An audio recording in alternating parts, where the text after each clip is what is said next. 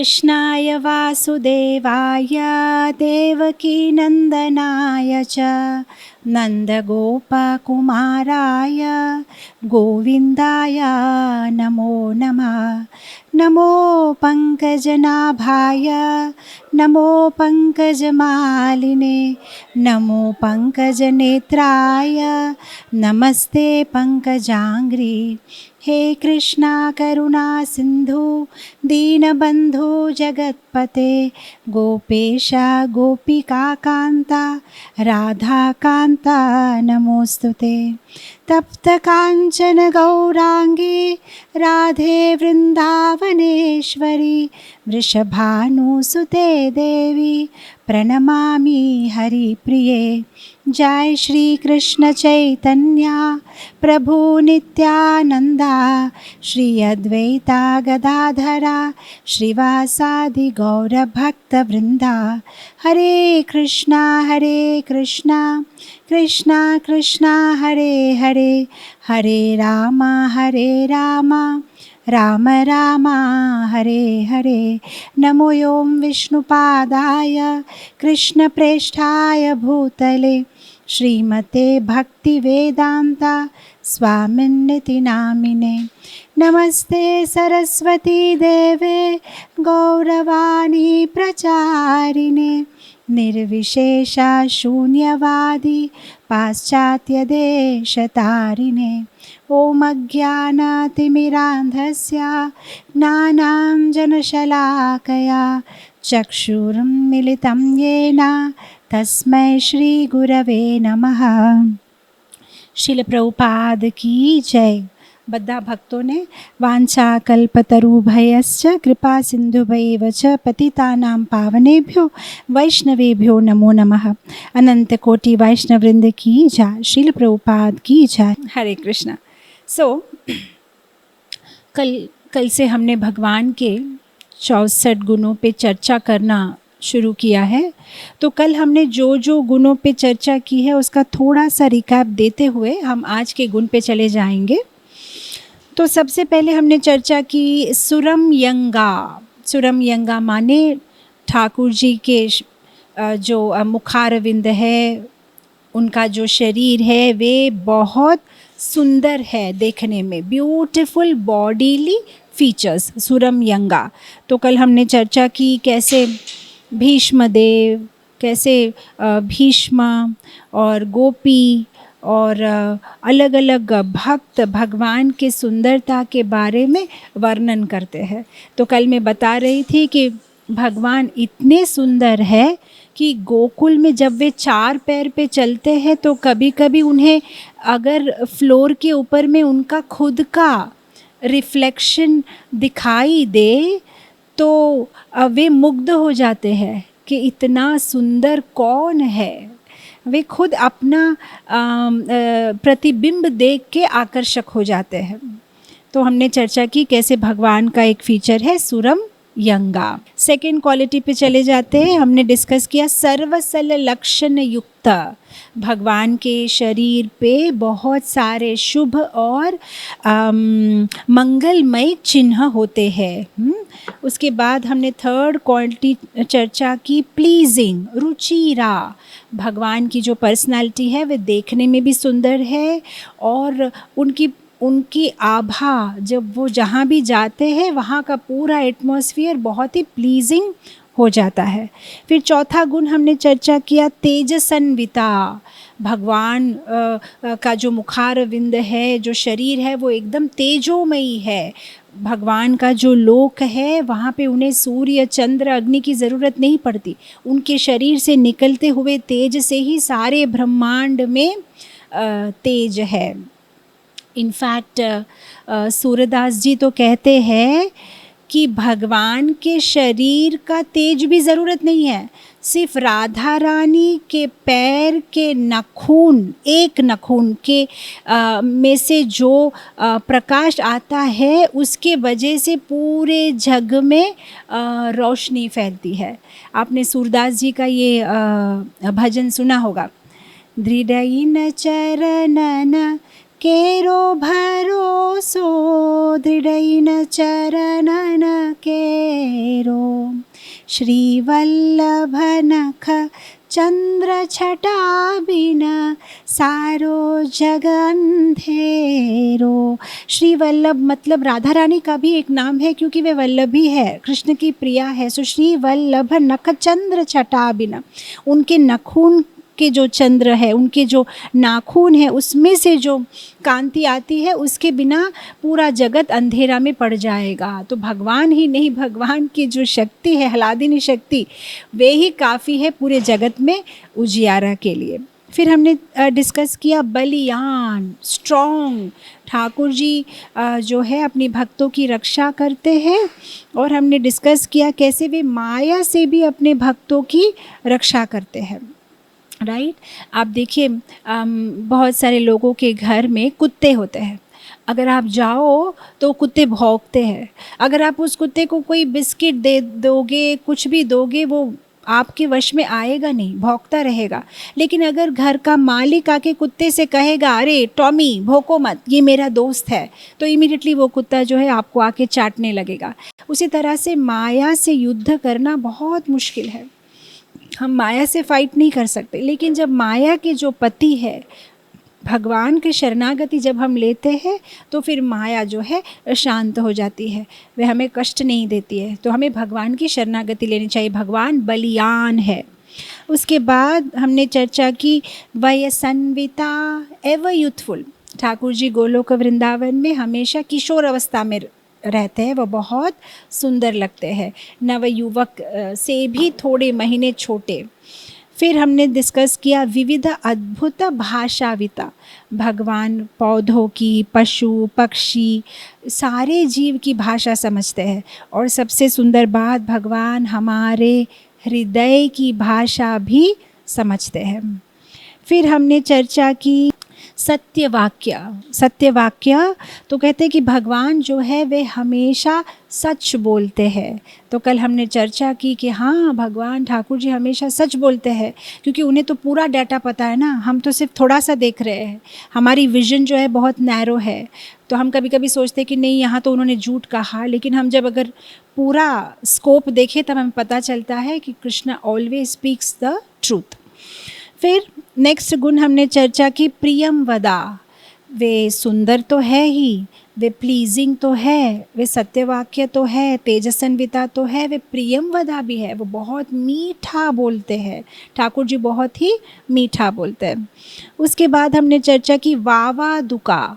मीठा भी बोलते हैं और फ्लुएंटली बोलते हैं, कन्विंसिंग। अगर वे कुछ बोलते हैं तो सब कन्विंस हो जाते हैं। तो इस तरह से कल हमने देखा कि ठाकुर जी का सब कुछ सुंदर है, उनकी वाणी सुंदर है, उनका चेहरा सुंदर है, उनके शरीर के चिन्ह सुंदर है।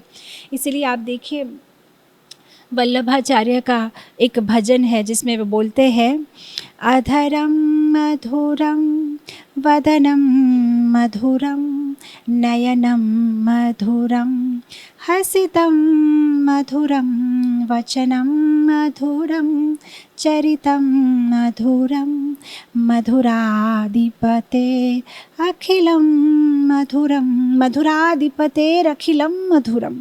भगवान की वाणी मधुर, चरित्र मधुर, माला मधुर, उनके कपड़े मधुर, उनकी हंसी मधुर, आंखें मधुर, बातें मधुर, होठ मधुर, शरीर मधुर। मधुराधिपते, राजा है मधुरता के, अखिलम मधुरम। अब हम आ गए आज के गुण पे। सुपंडिता, सुपंडिता, हाईली लर्नड। रूप गोस्वामी बोलते हैं ठाकुर जी सब जानते हैं। देखिए इस संसार में भी बहुत सारे लोग एजुकेशन लेते हैं, लेकिन हमारी जो नॉलेज है वो लिमिटेड है।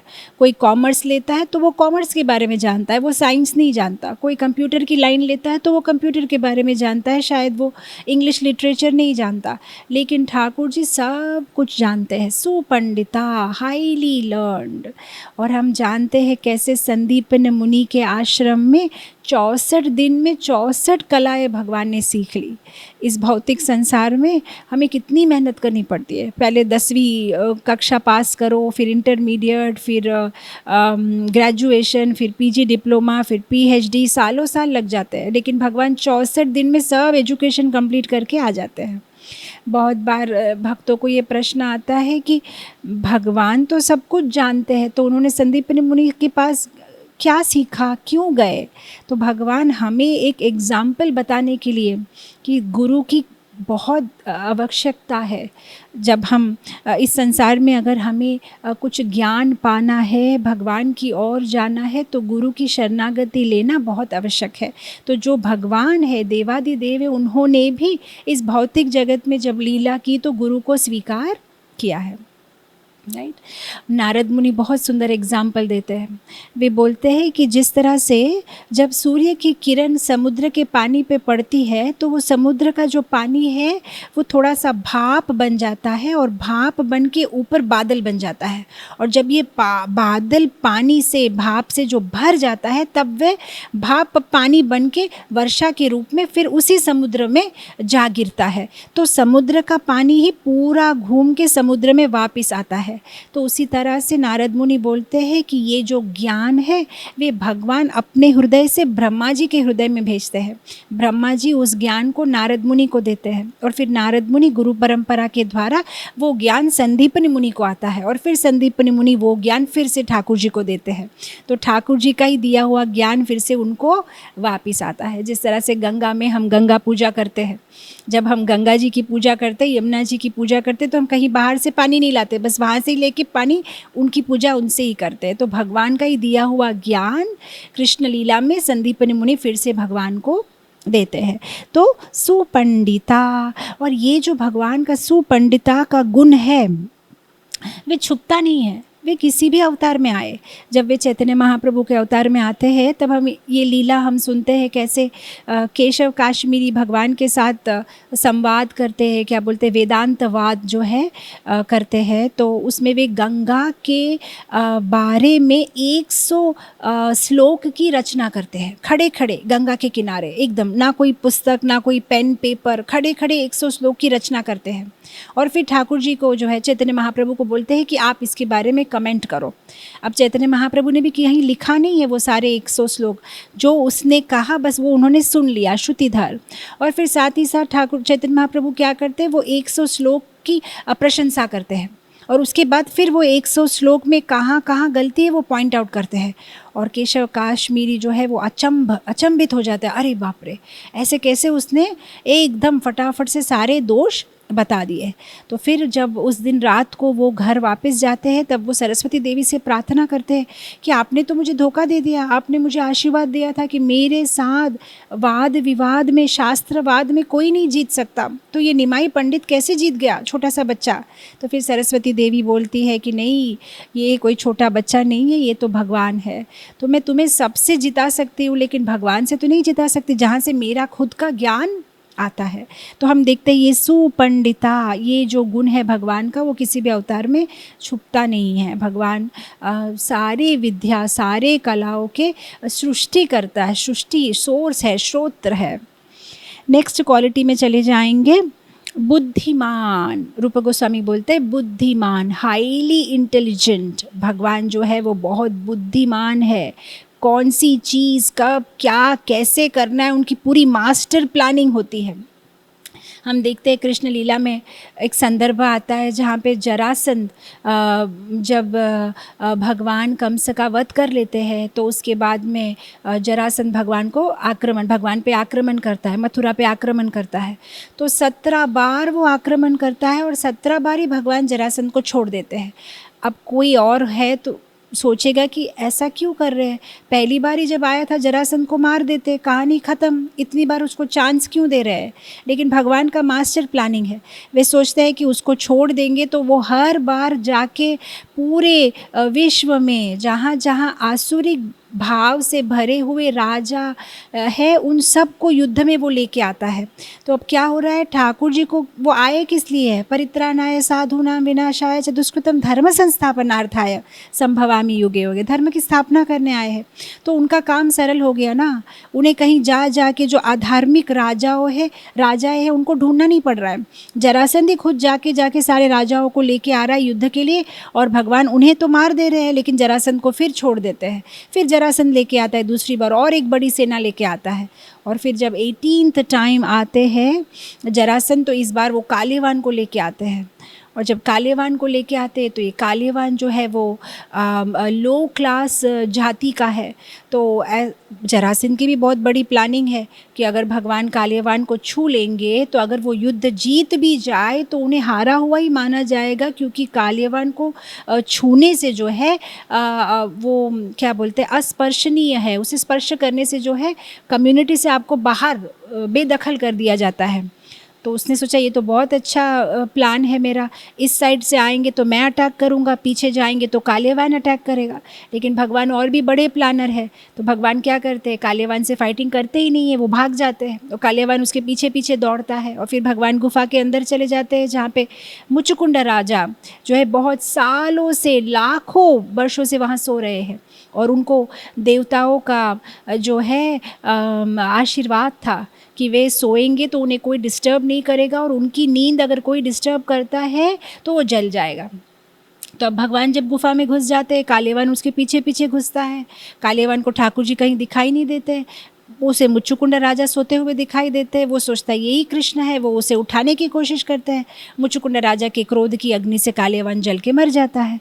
तो यहाँ पे जो बोलते हैं ना, एक ही बाण से जो है भगवान सारे काम कर देते हैं, तो इसलिए तो कहा गया है बुद्धिमान बुद्धिमान। हाँ, तो हम ऐसे देखते कई कई लीलाओं में हम देखते हैं कि ठाकुर जी की बहुत बड़ी प्लानिंग है।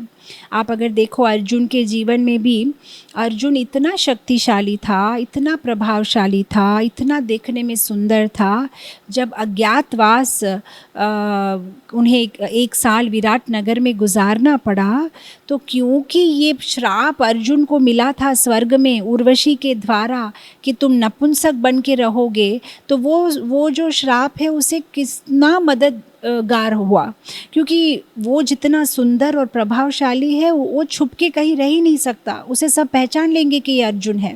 लेकिन क्योंकि उसे नपुंसक का जीवन जीने का श्राप मिला था, तो यहाँ पे विराट नगर में वो एक नपुंसक के रूप में, एक नृत्य सिखाने वाली के रूप में जो है रानियों के अंतर भवन में जो है वे वहाँ पे रहते थे। तो भगवान ने कितना सुंदर प्लानिंग किया। सी द थिंग इज़, भगवान अर्जुन का ही नहीं, हमारे सबका जीवन वो प्लान करते हैं। हमें समझ में नहीं आता है उनका प्लानिंग, क्योंकि हमारी बुद्धि सीमित है। भगवान जो है हमारे जीवन को बर्ड्स व्यू से देखते हैं, एरियल व्यू से देखते हैं। आप समझते हैं ना, एरियल व्यू।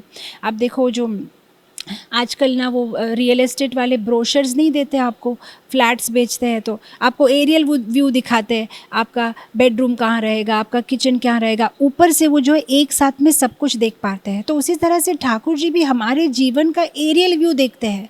5 साल के बाद हमारे साथ क्या होने वाला है, 10 साल के बाद हमारे साथ क्या होने वाला है, हमें कौन से अच्छे कर्म के फल की ज़रूरत कब पड़ेगी, उसको ध्यान में रखते हुए वो हमारा जीवन प्लान करते हैं। हम सोचते हैं उन्होंने सिर्फ अर्जुन का जीवन प्लान किया, नहीं, वो सब भक्तों का जीवन प्लान करते हैं। हमें समझ में नहीं आती है उनकी प्लानिंग, क्योंकि हमारी इतनी बुद्धि नहीं है।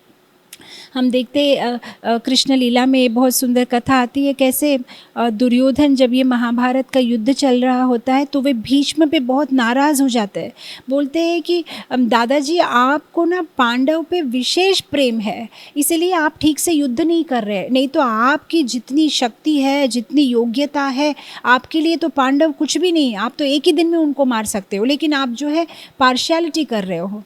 तो फिर भीष्म बहुत गुस्सा हो जाते हैं, बोलते नहीं आप देखो, मेरे पास एक 5 बाण है, मैं प्रतिज्ञा करता हूँ कल सवेरे जैसे ही युद्ध शुरू होगा मैं 5 पांडव को मार दूंगा, ये मेरा वादा है। तो दुर्योधन बहुत खुश हो जाता है, लेकिन वो भीष्म के पर विश्वास नहीं करता।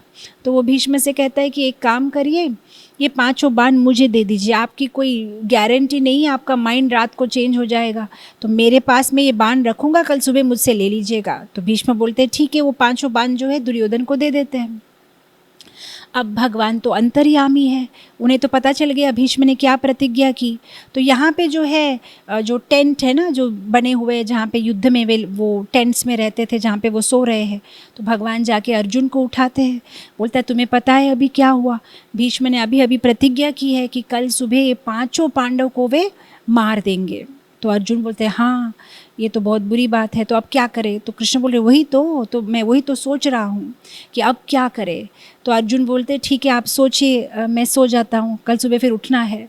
अब कृष्ण सोचते ये देखो मेरे भक्त को कोई चिंता नहीं है, ठाकुर जी है वो मेरे काम करेंगे। जैसे ब्रज भाषा में और अयोध्या में सब भक्त लोग बहुत सुंदर एक भजन गाते हैं, हम राम जी के राम जी के राम जी के हैं, हम राम जी के राम जी के राम जी के हैं, हम राम जी के राम जी हमारे हैं।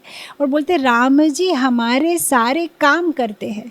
सो ऐसा उनका विश्वास है कि ठाकुर जी मेरे हैं, मैं ठाकुर जी का हूँ, ठाकुर जी मेरे सारे काम करते हैं। तो अर्जुन बोलता है मैं सो जाऊँ क्या, कल सुबह उठना है? उसका मतलब आप सोचो क्या करना है, मेरे साथ कोई कंसर्न नहीं है। अब कृष्ण टेंशन में करे तो क्या करे, क्योंकि भीष्म भी भक्त है, अर्जुन भी भक्त है, दोनों की रक्षा करनी है।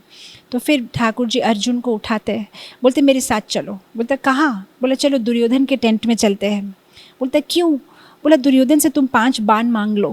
तो बोलते ठीक है। तो फिर अंदर जाते हैं, जैसे ही अंदर जाते हैं दुर्योधन बोलते अरे इतनी रात को अर्जुन तुम आए, क्या बात है? फिर अर्जुन बोलता नहीं वो तुमको याद है ना, गंधर्व ने तुम्हें जो बांध लिया था, तब मैंने और तुम्हारी रक्षा की थी जब हम वनवास में थे, तो तुमने मुझे कहा था कि तुम मुझे जो है एक जो है बून, एक ब्लेसिंग मुझे तुम दोगे।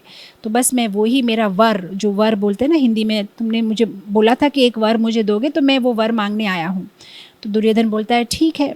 से दुर्योधन आदमी बुरा नहीं था, बुरी संगति में था। Otherwise he used to keep up his promise. जैसे उसने अर्जुन को प्रॉमिस किया था, तो हाँ उसने प्रॉमिस की मतलब ये रखी, बोला ठीक है हाँ मुझे याद है मैंने प्रॉमिस किया था, बोलो तुम्हें क्या चाहिए। तो फिर अर्जुन बोलता है कि मुझे वो 5 बाण चाहिए जो आपने अभी रखे अंदर में। तो दुर्योधन एकदम आश्चर्यचकित हो जाता है कि इसको पता कैसे चला, ये तो एक पर्सनल कॉन्वर्सेशन था मेरे और भीष्म के बीच में। तो दुर्योधन बोलता है ठीक है मैंने तुम्हें प्रॉमिस किया था तो मैं तुम्हें बाण दे दूंगा, बस मैं सिर्फ इतना जानना चाहता हूँ कि तुम्हें कैसे पता चला। तो अर्जुन बोलता है मुझे कृष्ण ने बताया। तो तब कहा जाता है, आचार्य वैष्णव आचार्य कोट करते हैं कि उस मोमेंट में दुर्योधन को लगा कि शायद कृष्ण भगवान है, कैसे पता चल गया उनको। तो फिर वो 5 बाण जो है अर्जुन लेके चला जाता है। फिर दुर्योधन भागता है भीष्म के पास, अरे वो 5 बाण तो अर्जुन लेके चला गया, अब क्या करे। अब भीष्म बोलते ठीक है कोई बात नहीं, अब ना मैं एक विशेष प्रार्थना कर रहा हूँ, कल सुबह ब्रह्म मुहूर्त में तुम्हारी पत्नी को मेरे टेंट में भेजो, मैं उसे विशेष आशीर्वाद दूंगा, बस अब तो मेरे पास यही रह गया क्योंकि मेरे बाण भी चले गए। तो दुर्योधन बोलता है ठीक है। तो अब पूरी रात भीष्म जो है एक विशेष तपस्या कर रहे हैं, एक मंत्र उच्चारण कर रहे हैं। अब कृष्ण क्या करते हैं, वे तो अंतर्यामी है, समझ गए हैं, तो वे जाके द्रौपदी को उठाते हैं। अब द्रौपदी सो रही है, बोलता है उठो। तो कहाँ, क्या इतनी रात को कहाँ जाना है? बोलते बस मेरे साथ चलो। बोलता ठीक है। द्रौपदी उनके पीछे पीछे चली जाती है, उन्हें भीष्म के टेंट में लेके चले जाते हैं। अब उन दिनों में जो ये रानियां हैं उनके जो चप्पल भी होते हैं ना, उनके बहुत कॉस्टली होते हैं ना, अलग अलग डायमंड से, छोटी छोटी बेल्स है, तो आवाज़ करते हैं। तो भगवान द्रौपदी को बोलते तुम्हारे चप्पल निकालो। द्रौपदी बोलती है क्यों नहीं, तुम बिना चप्पल के चलो। तो भगवान क्या करते हैं, द्रौपदी की चप्पल अपने हाथ में लेके पीछे पीछे चलते हैं और फिर द्रौपदी को बोलते तुम घूंघट निकालो। द्रौपदी घूंघट निकालती है। बोलते अब करना क्या है इतनी रात को? बोला कुछ नहीं, अब जाओ भीष्म का आशीर्वाद ले लो। द्रौपदी बोलती इतनी सी बात, कल सुबह भी तो ले सकती थी आशीर्वाद। बोलते नहीं अभी लेना है। बोलते ठीक है। फिर चली जाती है अंदर में, घूंघट निकाला हुआ है। अब भीष्म सोचते हैं मैंने तो ब्रह्म मुहूर्त में आने के लिए बोला था, दुर्योधन की पत्नी को इतनी जल्दी आ गई, ब्रह्म मुहूर्त में तो अभी समय है। चलो दुर्योधन हर चीज़ में अधीर है, एकदम धीरज नहीं रखता है, तो इसलिए वे जो भी मंत्र किए हुए थे घूमते हैं और द्रौपदी को जो है आशीर्वाद देते हैं कि तुम सदा सौभाग्यवती रहो, तुम्हारे पति को ना कभी मौत टच नहीं कर सकती। तो सारा आशीर्वाद जब देना ख़त्म होता है तब द्रौपदी जो है घूंघट खोलती है। तब भीष्म एकदम सरप्राइज कि ये कहाँ से आ गई, यहाँ तो दुर्योधन की पत्नी को होना चाहिए था। तो पीछे से जो है कृष्ण हंस रहे हैं, द्रौपदी के दोनों चप्पल पकड़े हुए हैं, मैं यहाँ हूँ। और फिर ठाकुर जी हंसते हैं, बोलते हैं अरे बाप रे, न मे भक्त प्रणश्यति, कृष्णा तुम अपने भक्त की रक्षा करने के लिए कुछ भी करोगे, राइट। तो ऐसे हम देखते हैं हाईली इंटेलिजेंट, बुद्धिमान भगवान इतनी सारी प्लानिंग करते हैं। Next quality प्रतिभाविता। प्रतिभाविता, प्रतिभाविता माने जीनियस। ठाकुर जी एकदम जीनियस है बातें करने में, प्लानिंग करने में, वाद विवाद करने में। लेकिन रूप गोस्वामी बोलते हैं ठाकुर जी तो जीनियस है, लेकिन इस पर्टिकुलर गुण में राधा रानी ठाकुर जी से भी ज़्यादा जीनियस है। वृंदावन महिमामृत से एक छोटा सा संदर्भ कोट करते हैं इस क्वालिटी के नीचे। वे कहते हैं कि एक बार कृष्ण जो है राधा रानी से मिलने जाते हैं। तो जब वे राधा रानी से मिलने जाते हैं तो राधा रानी का दरवाज़ा वे खटखटाते हैं। तो राधा रानी पूछती है कौन है, कौन दरवाज़ा खटखटा रहा है। तो कृष्ण कहते मैं हूँ, माधव। अब माधव का मतलब ये भी होता है माधव ऋतु, माधव का मतलब ये भी होता है मधुमक्खी, मधुमक्खी को भी माधव बोलते हैं। तो राधा रानी बोलती अच्छा तो तुम मधुमक्खी हो, मधुमक्खी का मेरे घर में क्या काम। तो कृष्ण बोलते नहीं नहीं, मैं मधुमक्खी नहीं, मैं माधव हूँ, माधव। राधा रानी बोलती अच्छा माधव ऋतु, माधव ऋतु मेरे घर में क्या कर रही है। अब कृष्ण बोलते अरे बाबा मैं माधव ऋतु नहीं हूँ, मैं वही हूँ जो सुदर्शन चक्र, जो चक्र को घुमाता हूँ ना, चक्रधारी हूँ मैं। राधा रानी बोलती है चक्र को घुमाता, ओ मैं समझ गई, चक्र को तो कुम्हार घुमाता है, कुम्हार होता है ना, पॉट्स बनाता है मट्टी के, वो घुमाता है चक्र को। अच्छा तो तुम कुम्हार हो, तुम्हारा क्या काम है मेरे घर में। अरे बाबा मैं कुम्हार नहीं हूँ, मट्टी के बर्तन नहीं, मैं पूरी दुनिया बनाता हूँ, दुनिया सृष्टि करता हूँ, पूरी दुनिया मुझ पे आधार है। अच्छा पूरी दुनिया तुम पे आधार, अच्छा अच्छा तुम अनंत शेष हो। अरे रे रे मैं अनंत शेष नहीं हूँ, मैं अनंत शेष का भी बाप हूँ, मैं अनंत शेष का भी बाप। अच्छा अनंत शेष का, ओ तुम गरुड़ हो, क्योंकि सांप को तो गरुड़ ही जो मारता है। अरे रे मैं गरुड़ नहीं हूँ, मैं वो हूँ जो गरुड़ के ऊपर बैठता हूँ। ओहो गरुड़ के ऊपर, गरुड़ के ऊपर कौन बैठता है। अरे तुम नहीं जानती गरुड़ के ऊपर हरि बैठता है, मैं हरि हूँ।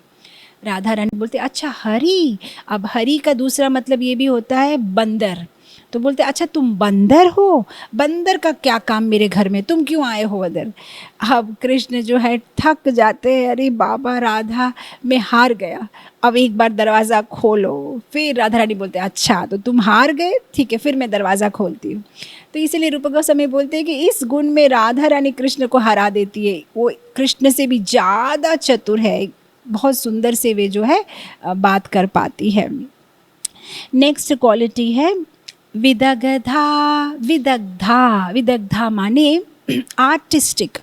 कृष्ण जो है वो एक सुपर फैशन डिज़ाइनर है, कौन सा कपड़ा पहनना है, कौन सा कलर मैचिंग कैसे पहनना है, वेणु कहाँ रखनी है, कौन से हाथ में पकड़नी है। आप इसलिए देखिए हमारे इस्कॉन मंदिर में ठाकुर जी की वो जो टर्बन्स, उनके स्टाइल ऑफ पीकॉक फेदर कितने सुंदर। हाँ तो अब आप बोलेंगे पर माता जी वो तो पुजारी लोग करते हैं ना, ठाकुर जी थोड़ी करते हैं। नहीं नहीं पुजारी कुछ नहीं करते, ठाकुर जी करवाते हैं। हमें लगता है कि पुजारी ने भगवान को सजाया, लेकिन ठाकुर जी खुद सजते हैं, वो जैसे सजना चाहते हैं वैसे पुजारी के द्वारा वे करवाते हैं। आप देखिए जगन्नाथपुरी में जगन्नाथ जी के जितने भी पास टाइम्स है वे सारे एक पुस्तक है मडल पंजिका, उसमें लिखे गए हैं। तो वहाँ पे एक बहुत सुंदर कथा आती है जहाँ पे ये सारी सच्ची घटना है जो जगन्नाथपुरी में घटी है। और पुजारी लोग जो है इतने सालों साल से ब्रिटिश के ज़माने से भी जो है वो लिखते हैं वो सारी घटनाओं को, और उसको सेव किया गया हुआ है। तो उसमें एक कथा आती है कि एक दिन ना पुजारी जगन्नाथ जी को एक बहुत सुंदर माला पहना रहा था। तो जितना बार वो माला पहनाता है ना वो माला नीचे गिर जाती है। ये क्या इतना लूज है, मैं इतना टाइट करके बांध रहा हूँ, फिर से गिर जा रही है। वो फिर से लगाता है, फिर से गिर जाती है, फिर से लगाने की कोशिश करता है, गिर जाती है। जब चौथा बार वो माला को लगाने की कोशिश करते हैं तब जगन्नाथ जी खुद बोलते अरे बेवकूफ़, तुम्हें समझ में नहीं आ रहा है, मुझे नहीं चाहिए ये माला, मुझे नहीं पसंद आई, दूसरी माला लगाओ। तब सारे पुजारी शौक कि ठाकुर जी खुद बोल रहे कि मुझे ये माला नहीं पहननी है, मुझे कुछ और पहनना है। तो हम सोचते हैं कि पुजारी सजा रहा है, लेकिन पुजारी नहीं सजाता है, ठाकुर जी खुद सजते हैं, क्योंकि वो उनकी अपनी एक फैशन सेंस है, राइट। अब हम जो देखते हैं ना ये टाटूज़ ही नहीं, आजकल क्या करते हैं, यहाँ वहाँ छेद बना देते हैं, यहाँ छेद बनाते हैं, यहाँ छेद बनाते हैं, फिर छेद बना के कुछ लटकाते हैं ना। हाँ, तो ये कोई लेटेस्ट फैशन नहीं है, ये ठाकुर जी भी ऐसे करते थे। उनका भी आप देखिए कृष्ण कारणामृत में बिल्वमंगल ठाकुर जी एक सुंदर श्लोक बोलते हैं। तो उसमें वे श्लोक में बताते हैं कि ठाकुर जी भी जो है यहाँ पे अपने जो नोज़ होता है उधर एक मोती लटकाते हैं। तो ये जो है ये कोई लेटेस्ट फैशन नहीं, ये पहले से कृष्ण से आता हुआ फैशन है। वो यहाँ पे एक मोती लगाते हैं, उनको बहुत अच्छा लगता है। तो बिल्वमंगल ठाकुर बहुत सुंदर एक श्लोक है, बोलते हैं कस्तूरी तिलकम ललाट पतले वक्षस्थले कौस्तुभम नासाग्रे नवमौक्तिकं करतले वेणुं करकङ्कणं करतले वेणुं करे कंकणम।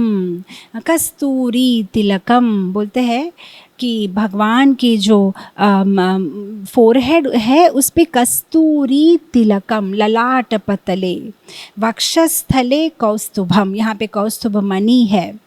और फिर बोलते हैं नासाग्रे नवमौक्तिकम, एक मोती लटकता है यहाँ पे नाक के नीचे। और करतले वेणुम, हाथ में वेणु पकड़ा है। और फिर करे कंकणम, बहुत सुंदर सुंदर ब्रेसलेट्स उन्होंने पहनी हुई है। और फिर बोलते सर्वांगे हरिचंदनम सुललितम कंठे च मुक्तावली गोपस्त्री परिवेशिते विजयते गोपाल चूड़ामणि विजयते गोपाल चूड़ामणि।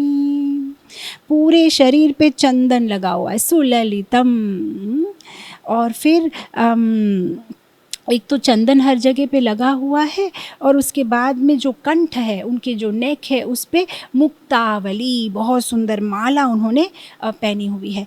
गोपस्त्रीय, ये सारी गोपिकाएं आस पास में एकदम खड़ी है, और उनके बीच में ये जो गोपाल है चूड़ामणि एकदम चमक रहे हैं, एज ए जेवल। तो बहुत सुंदर भगवान के जो रूप का वे वर्णन करते हैं। तो भगवान बहुत सुंदर फैशन ये है, और वो खुद तो सजते हैं ही, राधा रानी को भी सजाते हैं।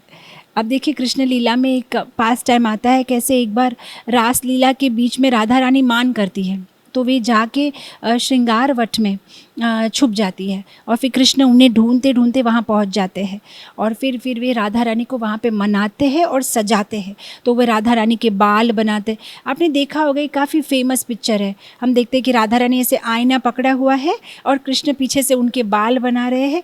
ये घटना श्रृंगार वट में, अभी भी हम वृंदावन जाने से इस जगह में हम जा सकते हैं, इमली ताला के पास में श्रृंगार वट बरगद के पेड़ के नीचे ठाकुर जी राधा रानी को आभूषण पहना रहे हैं, उनके बाल बना रहे हैं, उनको काजल लगा रहे हैं, अलग अलग फूल से उनको सजा रहे हैं। तो एकदम एक्सपर्ट। और ये जगह काफ़ी इम्पॉर्टेंट है हमारे, स्पेशली हमारे इस्कॉन डिवोटीज़ के लिए, क्योंकि वहाँ पे जीव गोस्वामी जो माला से जप करते थे, उनकी ओरिजिनल जपमाला अभी भी उस जगह में है। श्रृंगारवट में हम जाके दर्शन कर सकते हैं।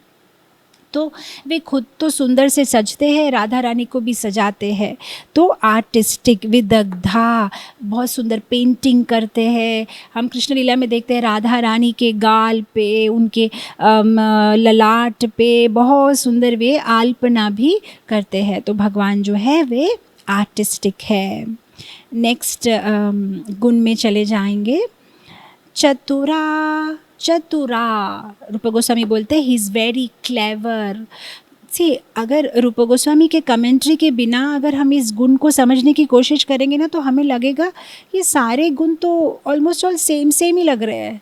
लेकिन वे क्या करते हैं, हर एक गुण के नीचे उस गुण के संबंधित कोई ना कोई कथा बताते हैं, तब एकदम क्लियरली समझ में आता है अच्छा ये गुण अलग है, देर ऑल डिफरेंट डिफरेंट क्वालिटीज़। तो इसके नीचे वे लिखते हैं क्लेवर माने जो मल्टीटास्किंग कर सकते हैं, मतलब एक साथ में अलग अलग अलग काम भगवान कर सकते हैं और सारे काम वे परफेक्टली करते हैं। सी, मल्टीटास्किंग तो आजकल हम लोग भी करते हैं, लेकिन जब हम मल्टीटास्किंग करते हैं तो क्या होता है, कोई भी काम ठीक से नहीं होता। आधा ना कुकिंग ठीक से होता है, ना ये किसी से फ़ोन में बात करते, ये करते, बच्चों को एक साथ में हर एक चीज़ करने की कोशिश करते हैं और कोई भी चीज़ हम परफेक्टली नहीं कर पाते। डिप्रेस हो जाते हैं, स्ट्रेस हो जाते हैं, गुस्सा आ जाता है, पूरा काम खराब हो जाता है। लेकिन ठाकुर जी एक साथ में अनेक काम करते हैं और हर एक काम वे परफेक्टली करते हैं 100%। जैसे रूप गोस्वामी बताते हैं कि जब अरित्रासुर का वे वध करते हैं, तो अरित्रासुर को अपने पैरों के अंगूठे तले वे दबा के रखते हैं और एक हाथ अपने सखा के भुजा पे रखते हैं, एकदम उसके गले के पास में रखते हैं। दूसरे हाथ से एक बछड़े को प्यार देते हैं। आँखों से तिरछी नज़र से गोपियों को देखते हैं।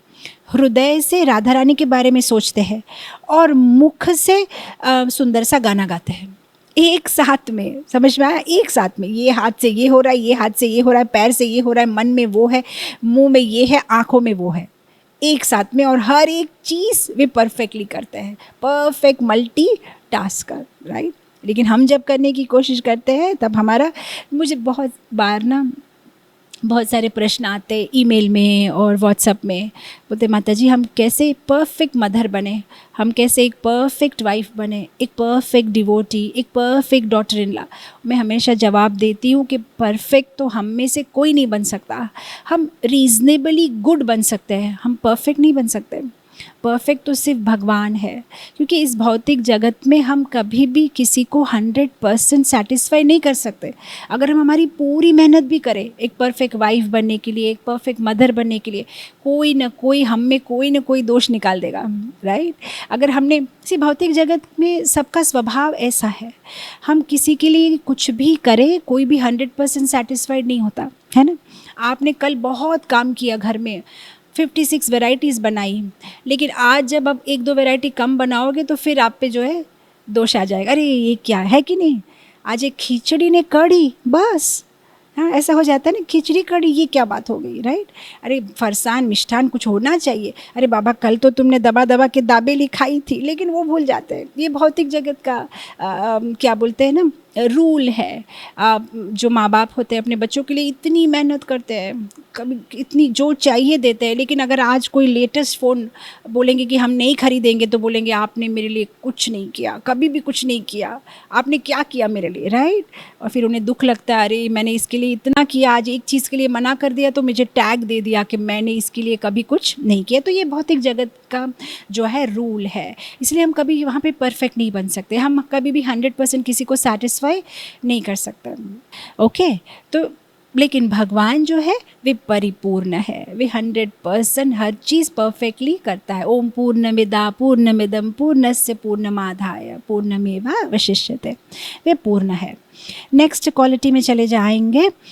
भक्त सुहृता, भक्त सुहृता, well wisher of his devotee. Rupa Goswami बोलते हैं ठाकुर जी बहुत सिंपल है, वे बहुत जल्दी पिघल जाते हैं। थोड़ा सा कोई प्यार दिखाए तो भगवान उसके हो जाते हैं, वे उनके बन जाते हैं। वे अपने भक्तों के सुहृत है, वे अपने भक्तों के लिए अच्छी कामना करते हैं, वे अपने भक्तों की रक्षा करते हैं।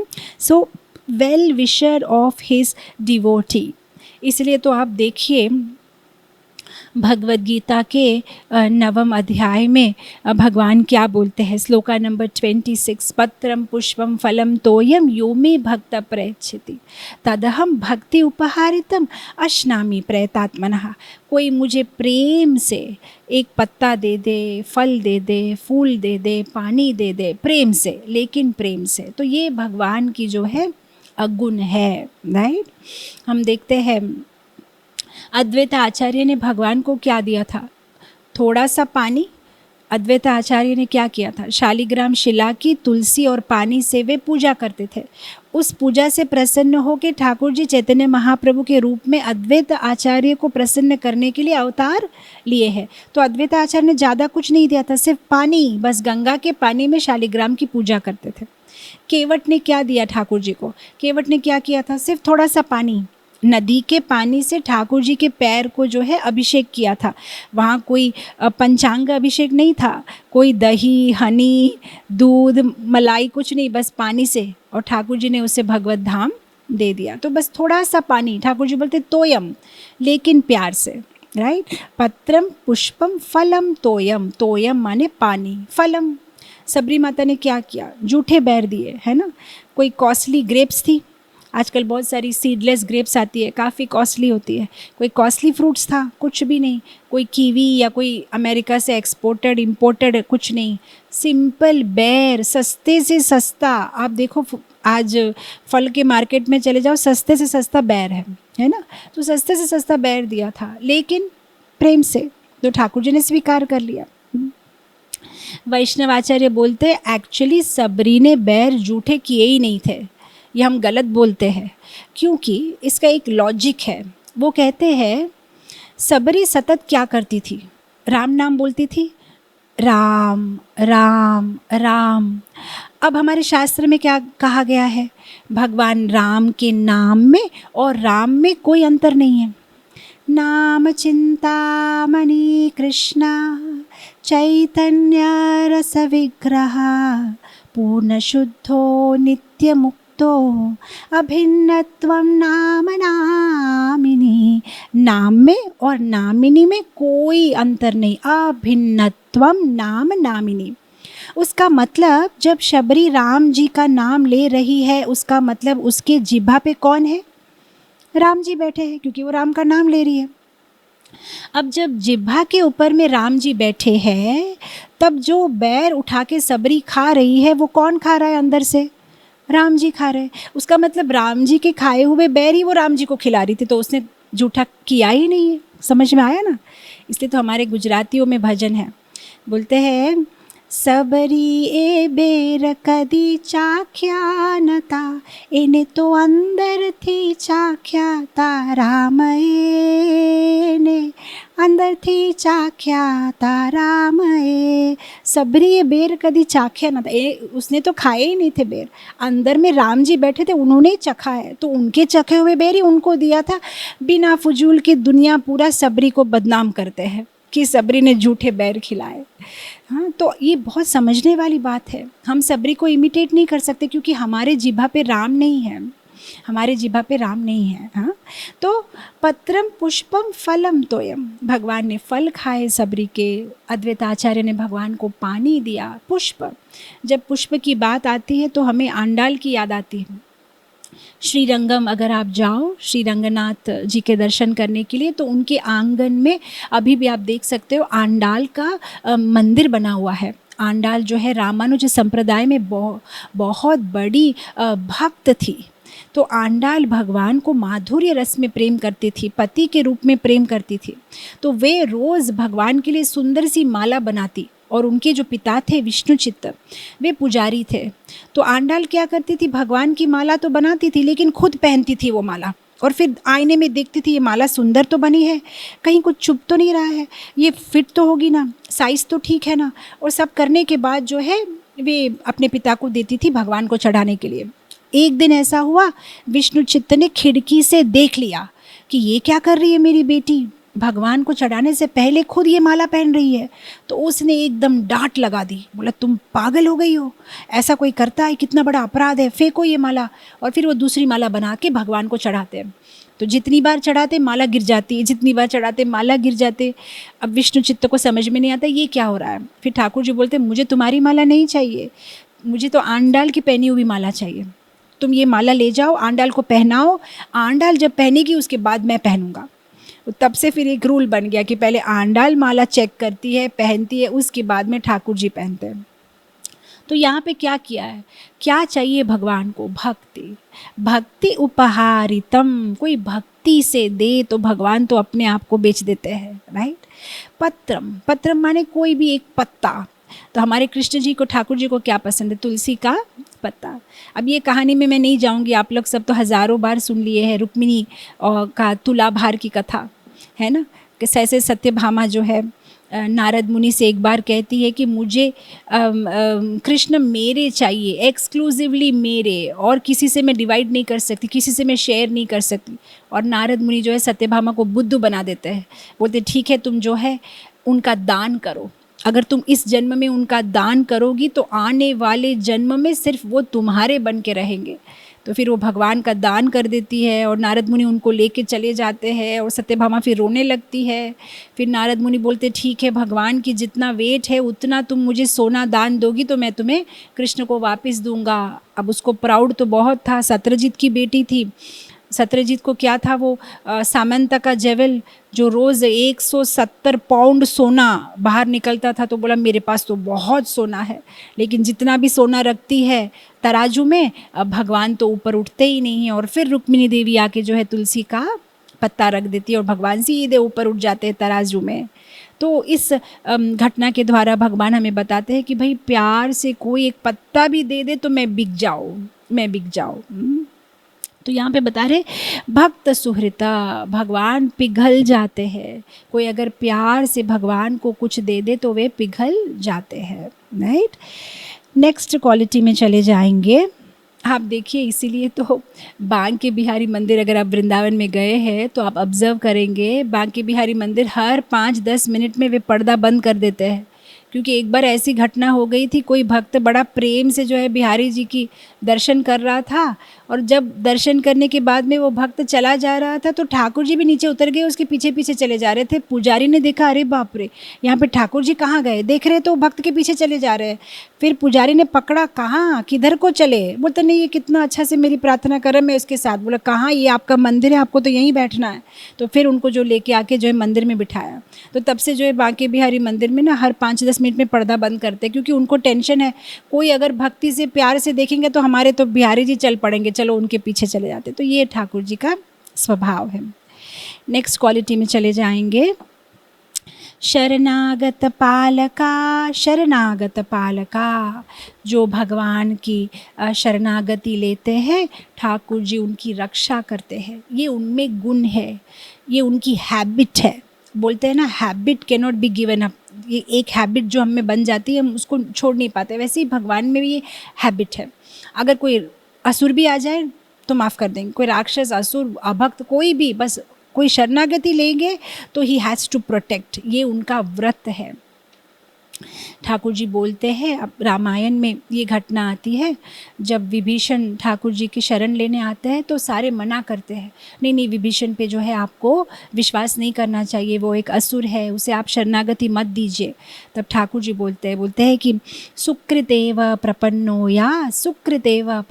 यास तव अस्मि इति च याचति अभयम सर्वदा तस्मै दधामि एतद्व्रतम मम। ये मेरा व्रत है। सकृत माने एक बार अगर कोई प्यार से बोल दे, तव अस्मि, ठाकुर जी मैं आपका हूँ, तव अस्मि, बस अभयम सर्वदा, मैं, वो तो एक ही बार बोलेगा लेकिन मैं तो अब जिंदगी भर उसकी रक्षा करूँगा। अभयम सर्वदा तस्मै, ददामी, दूंगा, एतद् व्रत मम, ये मेरा व्रत है, मैं क्या करूं, मैं तो दूंगा। एक बार भी कोई बोल दे कि तव अस्मि।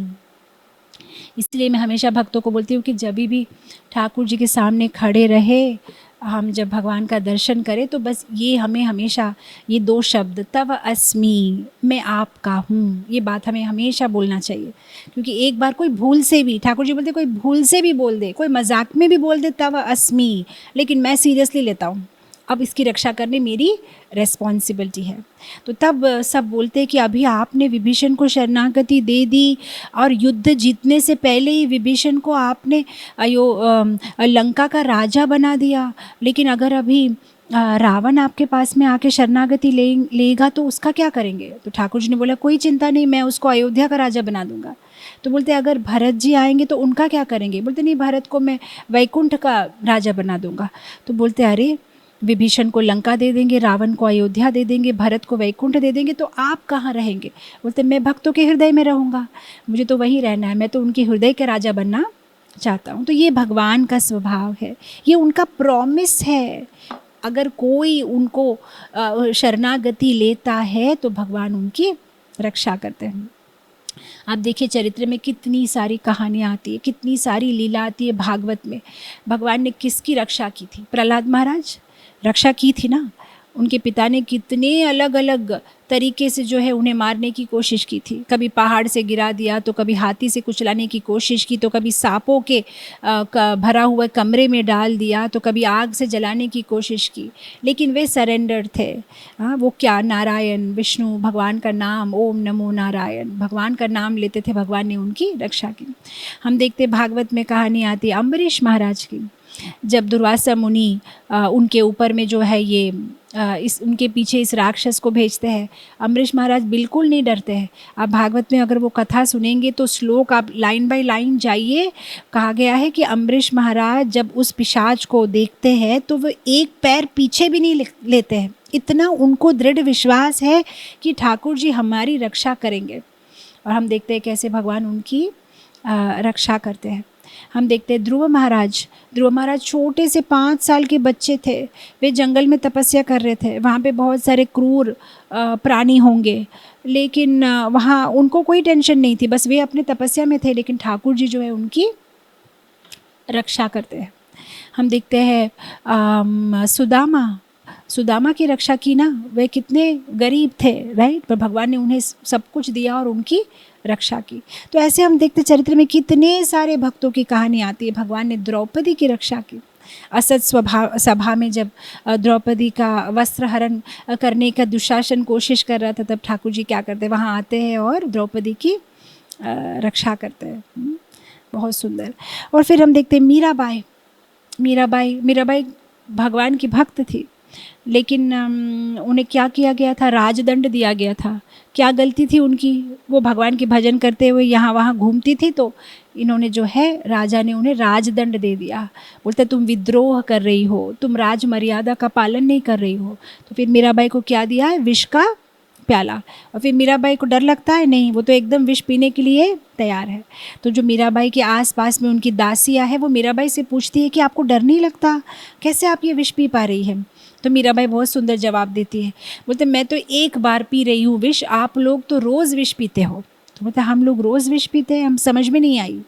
तो मीराबाई बोलते हैं कि जिसको ये मनुष्य जन्म मिला है और मिलने के बाद भी अगर वे भगवान की सेवा नहीं करते, भगवान का स्मरण नहीं करते, उसका मतलब वे रोज़ विष पी रहे हैं। क्योंकि मैं तो ये एक बार विष पी रही हूँ, ये विष पीने से सिर्फ मेरा जो भौतिक शरीर है, ये फिजिकल शरीर है, वो मरेगा, लेकिन मेरी आत्मा तो है भगवत धाम जाएगी। लेकिन आप जो ये भगवान के विस्मृति में रहते हो, भगवान का स्मरण नहीं करते हो, आपका क्या होगा, जन्म के बाद जन्म, जन्म के बाद जन्म, आप तो यहीं रह जाओगे। नरोत्तम दास ठाकुर बोलते हैं ना, मनुष्य जन्म पाया राधा कृष्ण ना भजिया, जानिया सुनिया विष खाइनु, जानिया सुनिया विष खाइनु।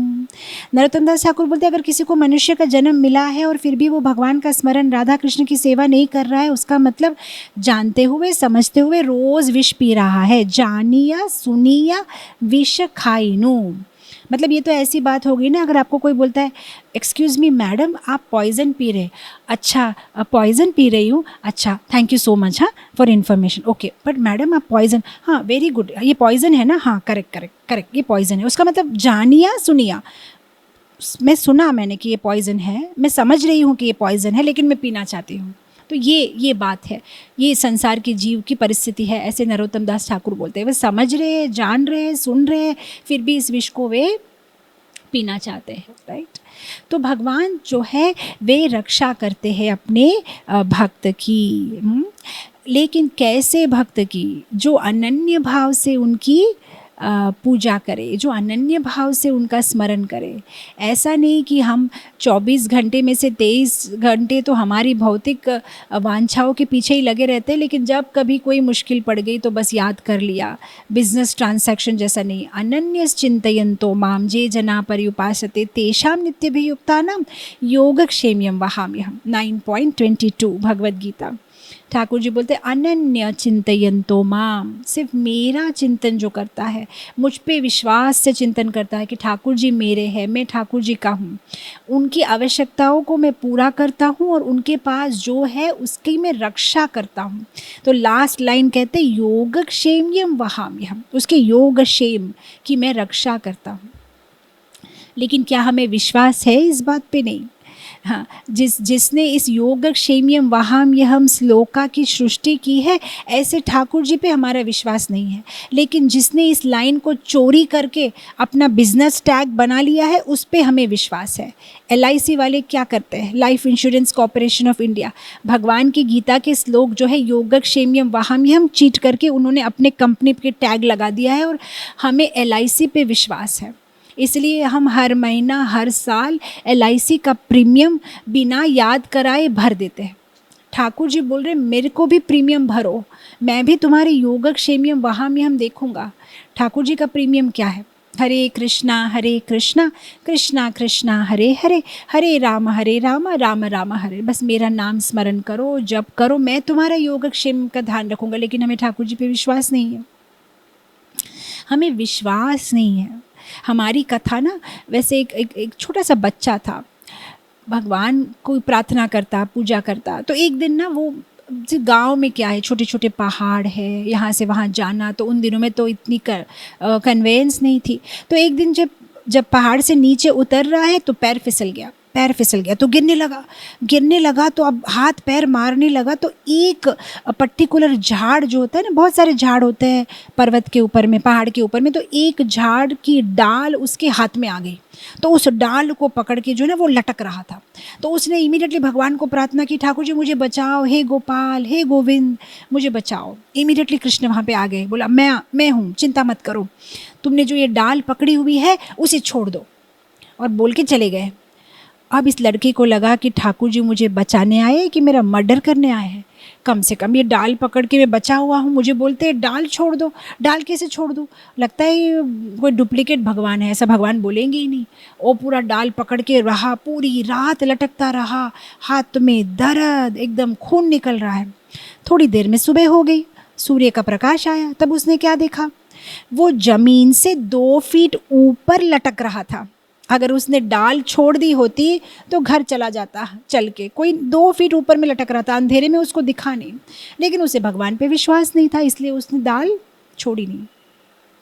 कभी कभी हमारे जीवन में भी ऐसी बहुत सारी घटनाएं होती हैं, हमें भगवान पे पूर्ण विश्वास नहीं है। कभी कभी कुछ परिस्थितियों में हम सोचते, उस परिस्थिति को पकड़ के रखना चाहते हैं, हम छोड़ना नहीं चाहते। बाद में हमें पता चलता है कि अरे ठाकुर जी ने ये अरेंजमेंट हमारे अच्छे के लिए ही की थी। लेकिन हमें विश्वास नहीं है, हमें ठाकुर जी के प्लानिंग पे विश्वास नहीं है।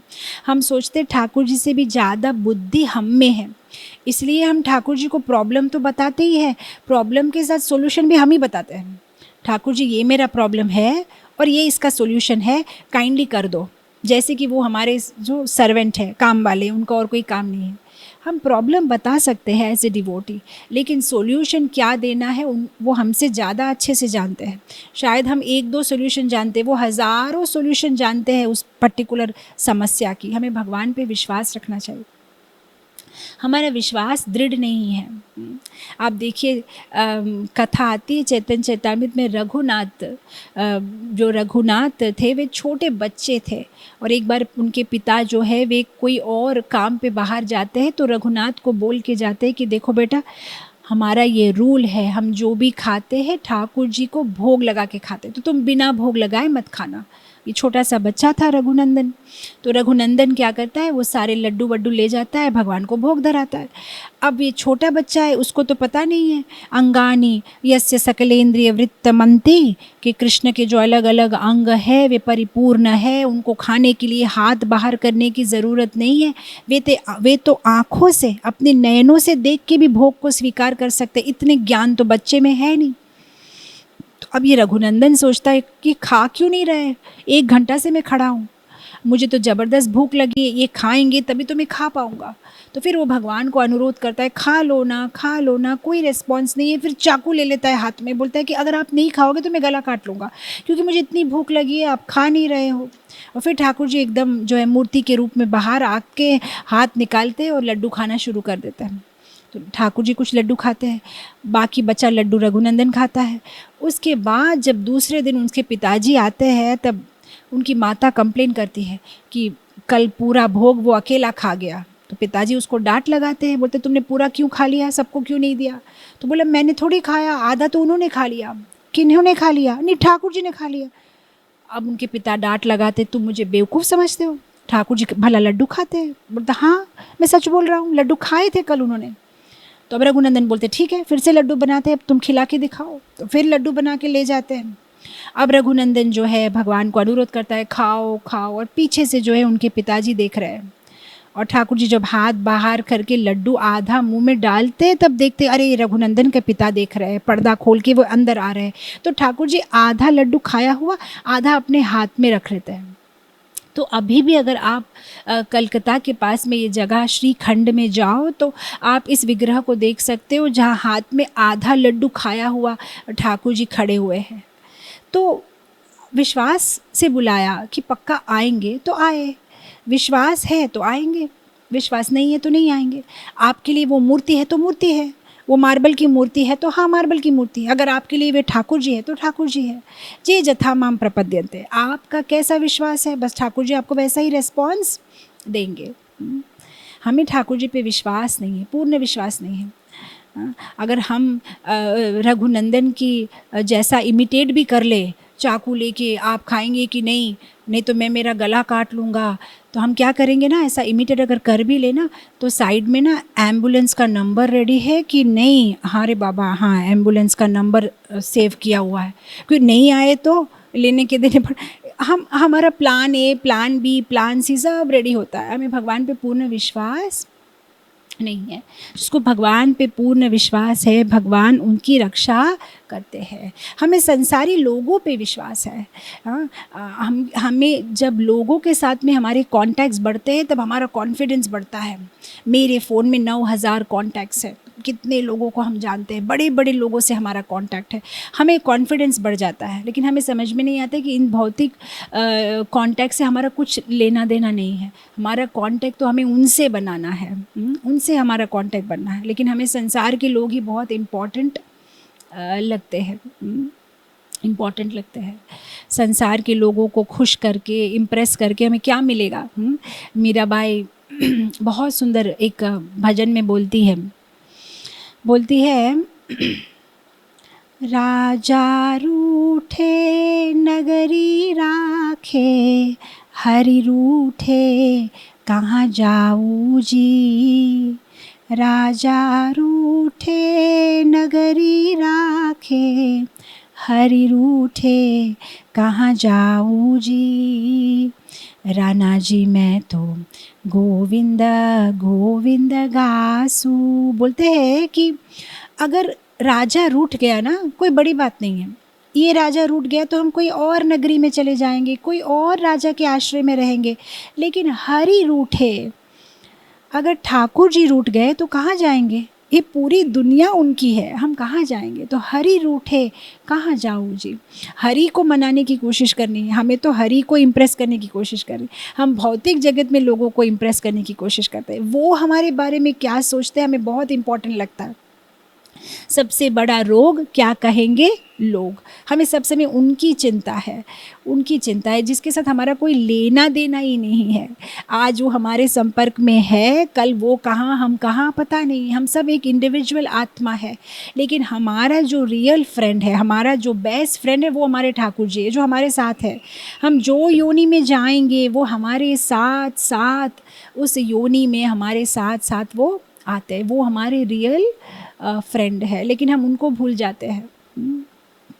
वो हमारे रियल फ्रेंड है। तो इसलिए वो एक भजन है ना, बनवारी रे जीने का सहारा तेरा नाम रे, मुझे दुनिया वालों से क्या काम रे। जीने का सहारा तेरा नाम रे, ये दुनिया वाले क्या मदद करेंगे? आज आपके पास पैसा है, अगर आपके पास नाम प्रतिष्ठा है तो वे आपको पूछते हैं। कल को आपके पास कुछ नहीं है तो आपको पहचानेंगे भी नहीं। लेकिन ठाकुर जी, अगर आप भगवान ना करे ऐसा कुछ हो गया कि आप सूअर बन गए, छिपकली बन गए, या किसी शुक्र क्या बोलते हैं ना, स्टूल में इंसेक्ट भी बन गए अगर, तो उस रूप में भी भगवान परमात्मा के रूप में आपके साथ ही रहेंगे। वे नहीं कहेंगे अरे तुम अपने कर्म के अनुसार इस योनि में हो, यहाँ तो कितनी बदबू आ रही है, मैं जा रहा हूँ, नेक्स्ट टाइम जब तुम ह्यूमन बीइंग बनोगे ना तब मैं फिर से आऊँगा। नहीं, तुम जहाँ जहाँ जाते हो तुम्हारे साथ वे तुम्हारे साथ घूमते हैं, तुम्हारे साथ रहते हैं। तो भगवान हमारे श्रेयो अभिलाषी है, राइट। सो इसलिए देखिए मीराबाई जैसे जो भक्त है वे हमेशा भगवान से जो है अपना बंधन बना के रखना चाहते हैं। चैतन्य महाप्रभु का क्या मूड है, आश्लिष्य वा पादरतम पिनास्तुमा मदर्शनम मर्महतम करो तो वा यथा तथा व विधाति लंपतो मत प्राणनाथा सुस एव नापरा। वे कृष्ण से बंधन जोड़ के रखना चाहते हैं। कृष्ण तुम मुझे कैसे भी रखो, तुम मुझे तुम प्यार दो या मुझे तुम इग्नोर करो, तुम मुझे लात मारो, तुम जो भी हो, लेकिन तुम मेरे प्राणनाथ हो। बस वे भगवान से संबंध दृढ़ करना चाहते हैं। मीराबाई का भजन है ना, जो तुम तोड़ो पिया मैं नहीं तोड़ू, तो से संग तोड़ कृष्णा कौन संग जोड़ू, जो तुम तोड़ो पिया मैं नहीं तोड़ू। आप देखिए सारे भक्तों का भाव बस ऐसा ही है। भगवान आप हमें रिस्पॉन्स दे ना दे, आप हमारे हैं हम आपके हैं, आप हमारे हैं हम आपके हैं। उनकी कंडीशंस नहीं होती है। अच्छा आप अगर मुझे ये कॉन्ट्रैक्ट दे दे, अगर आप मुझे फाइनेंशियली हेल्प करें, अगर आप मेरी हेल्थ ठीक रखें, आप मेरे परिवार को ठीक रखें, आप ये कंडीशन पूरा करें, तब मैं आपको पसंद करता। ऐसी कोई कंडीशन नहीं है। आप मेरे हैं, मैं आपका हूँ, आप मुझे जैसे रखेंगे आपकी मर्जी।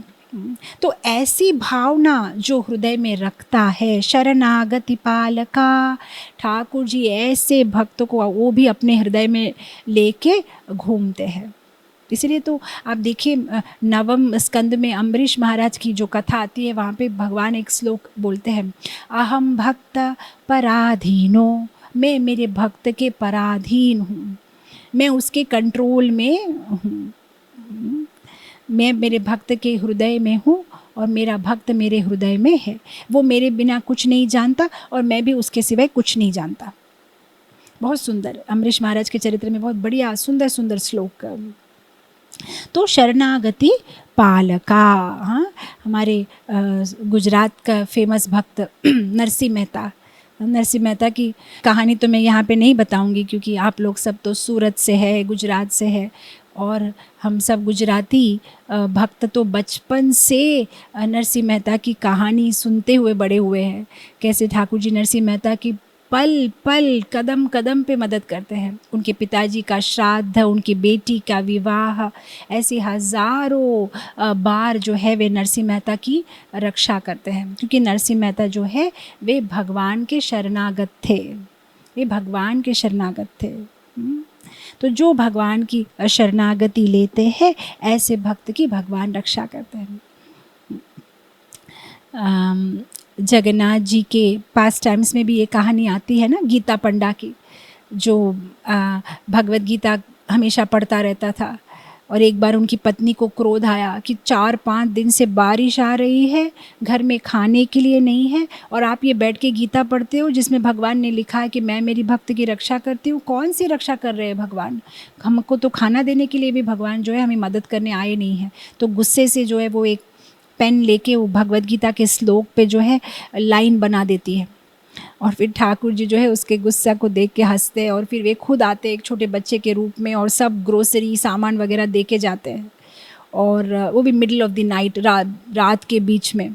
और फिर जब ये गीता पंडा की पत्नी दरवाज़ा खोलती है, देखते अरे छोटे से 2 बच्चे कृष्ण और बलराम बहुत सारा सामान लेके आए। बोलते हम जो है आपके पति के शिष्य हैं, ये सारा सामान आपके लिए लाए हैं। तो सामान देख के बहुत खुश हो जाती है, बोलती है कि तुम लोग भी आ जाओ अंदर में, मैं अभी खाना बना देती हूँ, सब गरम गरम खा के जाइए। फिर दोनों बच्चे जो है उसमें से जो काला वाला लड़का है वो अपनी जीभ दिखाता है, बोलते मैया किसी ने हमारे जीभ पे ना ये देखिए ऐसी लाइन बना दी है, तो मुझे ना यहाँ पे दर्द हो रहा है इसलिए मैं खा नहीं पाऊँगा, आप बनाइए, मैं फिर कभी आऊँगा। तो फिर जब वो सारा प्रसाद बनाती है, अपने पति को बच्चों को उठाती है, तो उसके पति बोलते कहाँ से आया ये सब? तो बोलते मुझे पता नहीं, आपके शिष्य ने दिया, मेरा कोई शिष्य ही नहीं है। फिर बताए पता नहीं, छोटा सा बच्चा था, बोला किसी ने उसकी जीभा पे ना लाइन बना दी है, उसको यहाँ पे जो है दर्द हो रहा है। तो तब दोनों पति पत्नी को एक साथ में क्लिक होता है, अच्छा क्योंकि भगवत गीता जो है कृष्ण के मुंह से निकली है ना, जिह्वा से निकली है, और हमने जो है गीता में उनकी पत्नी ने क्या किया था, उस श्लोक पे अनन्यस चिंतयन्तो माम जे जना पर्युपासते पे एकदम लाइन बना दी थी। फिर दोनों जो है बिना खाए भागते जगन्नाथ जी के मंदिर में, और वहाँ पे जाके देखते जगन्नाथ जी के मुंह पे भी जो है यहाँ पे लाइन बनी हुई है। तो भी समझ जाते कि जगन्नाथ जी खुद आए थे। तो ऐसे हम लोग अलग अलग घटनाएं, बस ये पॉइंट बाय इटसेल्फ इतना सुंदर है कि भगवान कैसे अपनी भक्तों की रक्षा करते हैं। शरणागति पालका, जो उनकी शरणागति लेते हैं ठाकुर जी उनकी रक्षा करते हैं।